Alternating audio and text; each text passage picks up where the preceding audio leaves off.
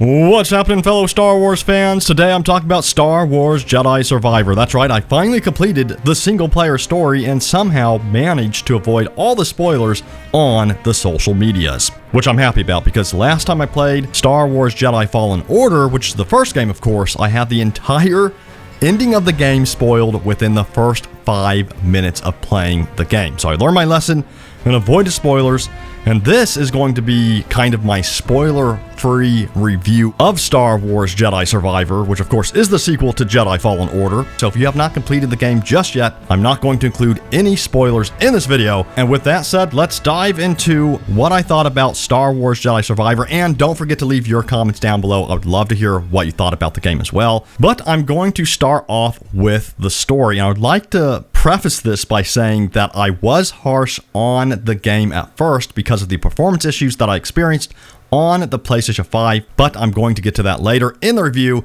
But let's talk about the story. So the story in this game, in my opinion, is absolutely superb, and the dialogue does an incredible job of really complementing the story with convincing and well-acted characters. And you know, it's great to see the old crew back together again, and I really felt something for all of the characters when I saw them again. I genuinely could not wait to talk to Merrin again, or go up to Greez to see how he was doing, or see how Cere had changed over the past 5 years, which again, this game takes place 5 years after Jedi Fallen Order, so it's really interesting seeing what she had been up to for the past 5 years. And I also started liking the newly introduced characters as well, such as Bode Akuna, who had a very fascinating backstory. And again, this is just a testament to how well written the dialogue is in this game and how phenomenal the actors portrayed each character. It almost felt like I was in a AAA movie production in many ways when playing this game, and Jedi Survivor is definitely some of the best Star Wars produced under Disney and Lucasfilm, that's for sure. So I gotta talk about the moment-to-moment action in this game, and the moment-to-moment action felt great in this game. The story never got boring, and the game also kept moving forward and kept me interested in what was going on. And there was not one instance where I became bored or felt like the game was dragging on too long, something that a lot of games seem to do by making you do repetitive tasks or pointless side quests just to get on to the main story. Not once did I feel like Jedi Survivor did this to me. I was legit hooked to the story from beginning to end. And when it comes to the gameplay and combat, the addition of new features like the new lightsaber stances, new movement and traversal mechanics, and companion gameplay with Merrin and Bode really built on the game that was Jedi Fallen Order, and it really made Cal feel like he was still growing as a character and he was becoming more powerful as well. Now, with that said, I do wish the game allowed me to equip more than 2 lightsaber stances at a time. It would have been nice to equip at least 3 or 4 at once, but I'm guessing this was done on purpose because I noticed that each boss definitely had weaknesses to certain stances, meaning that you really had to choose the most effective stances before facing off against a boss.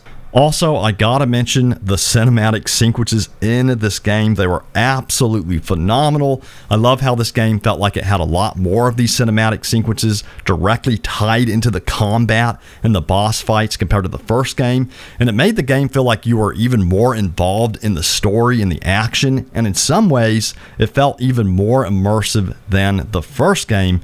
And these cinematic sequences weren't too long either. They were just the right length so that you could get back into the action. So again, there were many moments where I was literally yelling at my TV screen during the intense lightsaber battles, especially that very last lightsaber battle.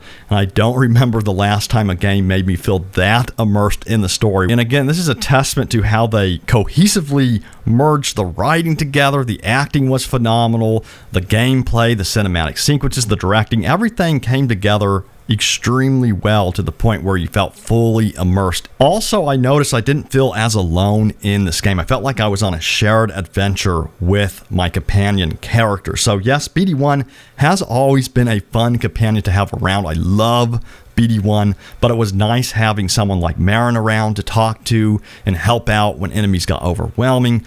Bode was cool to talk to, and I was worried that this game would feel discombobulated as well, disconnected from the first game based on the initial trailers, because we didn't see a lot of, Greez, we didn't see a lot of Merrin in there, but they actually tied the story and relationships together very nicely in Jedi Survivor, and never did I feel like the characters were acting out of place, and again, having that companion character with me on many of the parts in the game just made it feel like you were sharing the adventure together, which I think is what Star Wars is all about. If you look at the original movies, with Luke, Princess Leia, and Han Solo and Chewbacca, they all shared this adventure together. So I think it's great that they kept these characters together, and there was more of sharing the adventure together in this game compared to Jedi Fallen Order.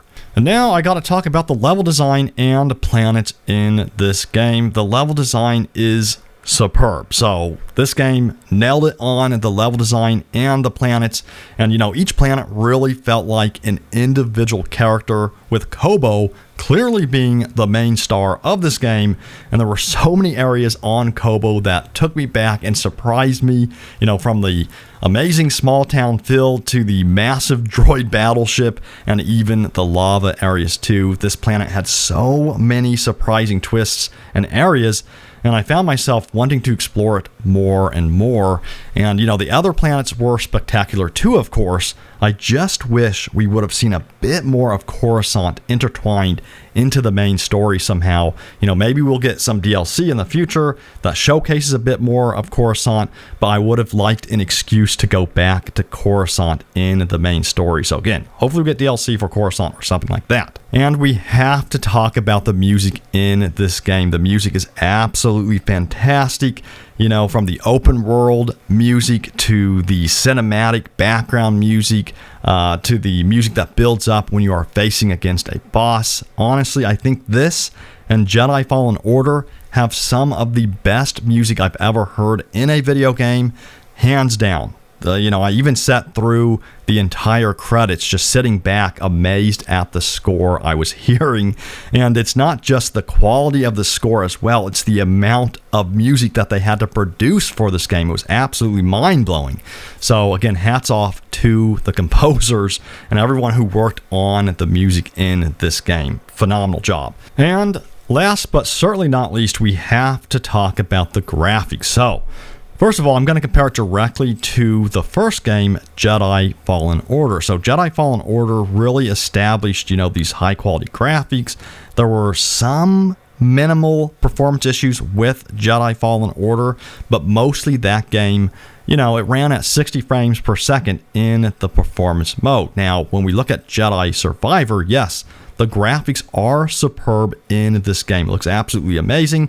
However, the frame rate performance was actually quite disappointing, at least for my experience on the PlayStation 5. And I've heard people complain about this on the PS5, on the PC, and on the Xbox Series X as well. So, I definitely prefer playing in the 60 frames per second performance mode. And again, the first game, Jedi Fallen Order, performed pretty well in this 60 FPS mode, and so do other games like God of War Ragnarok. You have Gears of War 5 that performs at 60 frames per second very well. Horizon Forbidden West also looks amazing at 60 frames, and then you have The Last of Us 2 that looks superb at 60 frames as well.